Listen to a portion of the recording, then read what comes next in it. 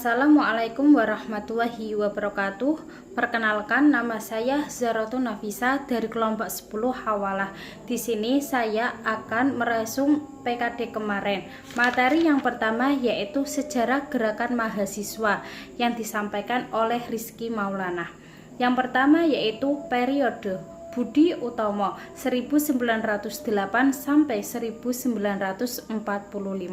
Yang kedua yaitu pasca kemerdekaan 1995 sampai 1966. Yang ketiga yaitu Orde Baru 1966 sampai 1998. Yang keempat yaitu masa reformasi 1998 sampai sekarang. Yang kedua yaitu pergerakan organisasi mahasiswa yang berperan dalam penumpasan Orde Lama, HMI, CGMI, GMNI, PMII, PMKRI, GMKI, IMM. Yang ketiga yaitu gerakan mahasiswa Malari 1974, yaitu demonstrasi mahasiswa menentang modal asing, terutama Jepang. Rakyat melalui mahasiswa menilai bahwa kebijakan negara untuk bekerja sama dengan Jepang dalam bidang ekonomi yang ditandai dengan kedatangan Perdana Menteri Tanaka. Yang keempat yaitu gerakan 98 reformasi. Latar belakang dimulai dengan adanya krisis moneter pada bulan Juli 1997 yang terjadi di Thailand dengan menyebar juga ke Indonesia dan negara-negara asing lainnya. Kuotas dari materi 1 yaitu bentuk sebuah penghinaan adalah jika kita belajar sejarah hanya untuk kekayaan, ilmu bukan untuk perubahan dalam dirimu. Materi yang kedua yaitu ke-HMJ-an yang disampaikan oleh Sohibul Mutakin. Yang pertama yaitu HMJ Ekonomi Syariah adalah lembaga tertinggi mahasiswa jurusan Ekonomi Syariah di IAIN Pekalongan. HMJ Ekonomi Syariah berdiri pada tanggal 26 April 2006. Yang kedua yaitu visi HMJ, terbinanya mahasiswa ekonomi syariah yang berkualitas dan integritas serta bertanggung jawab dalam membumikan Islam di bidang ekonomi. Misi HMJ memaksimalkan pendayagunaan sumber daya yang tersedia beserta seluruh potensinya. Terciptanya sumber daya instansi yang mandiri, tanggung jawab, dan berkepribadian. Menampung dan menyalurkan aspirasi mahasiswa ekonomi Islam.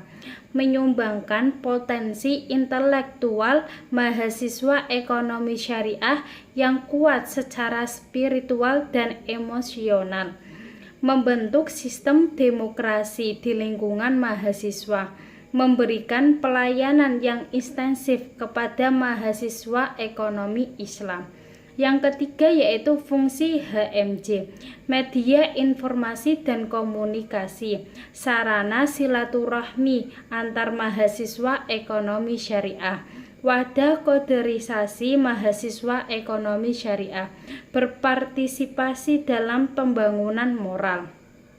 Yang keempat yaitu struktur organisasi HMJ Ekonomi Syariah, yaitu pembina, ketua jurusan Ekonomi Syariah, ketua, wakil, sekretaris, bendahara, departemen dalam HMJ Ekonomi Syariah, departemen SDI, departemen Inforkom, departemen Biswirah, departemen KPI, departemen eksternal.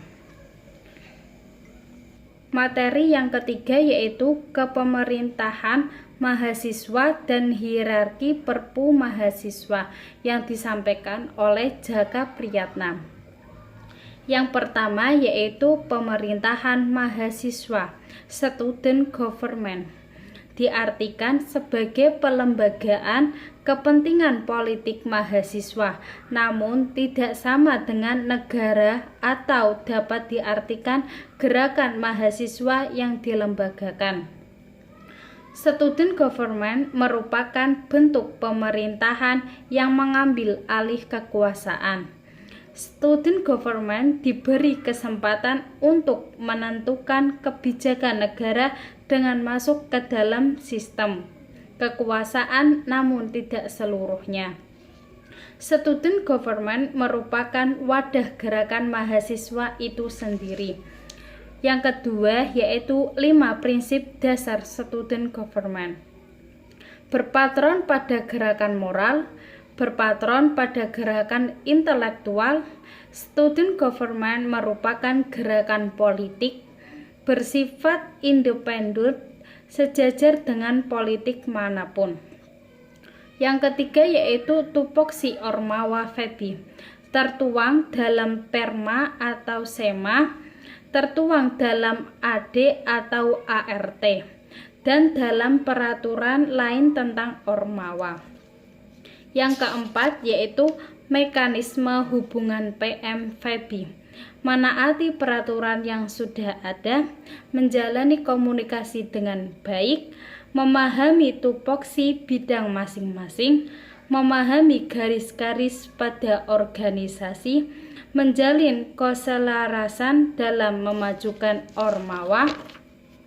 Yang kelima yaitu hierarki peraturan pemerintahan mahasiswa IAIN Pekalongan, statuta IAIN Pekalongan, peraturan lain yang mengikatnya, konstitusi mahasiswa atau amandemennya, UU atau peraturan pengganti UU Perpu, peraturan Dema operasional UU atau Perpu, peraturan Dema fakultas, peraturan ketua Dema, peraturan ketua HMJ.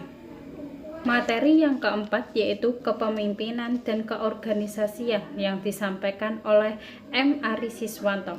Yang pertama yaitu pengertian organisasi adalah tempat berhimpunnya dan berkumpulnya orang-orang yang punya rasa sama, hobi, ideologi, dan lain-lain, yang kemudian berproses untuk berjuang mencapai tujuan yang telah disepakati bersama. Yang kedua yaitu jenis organisasi, organisasi profit, organisasi non-profit, organisasi politik. Yang ketiga yaitu komponen organisasi, anggota, pengurus, tujuan, aturan, struktur, sistem, sarana, dan prasarana. Yang keempat yaitu fungsi manajemen organisasi, planning, perencanaan, organizing, pengaturan, actuating, penggerakan, controlling. Yang kelima yaitu konsep dasar perorganisasian. Pemimpin berfungsi mengalokasikan ke seluruh sumber daya organisasi dan lingkungan yang melingkupinya, di mana hal ini telah dibuat berdasarkan keterangan organisasi. Yang keenam yaitu konflik organisasi, jenis-jenis konflik. Konflik dalam individu, konflik dalam organisasi yang sama, konflik antar individu dan kelompok, konflik antar kelompok dan organisasi yang sama, konflik antar organisasi.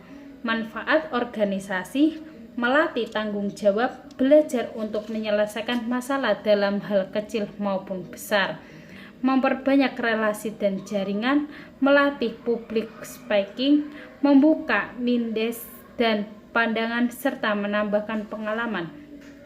Kuotas dari materi yang keempat yaitu kejahatan yang berorganisasi akan mengalahkan kebaikan yang tidak berorganisasi. Sekian dari saya.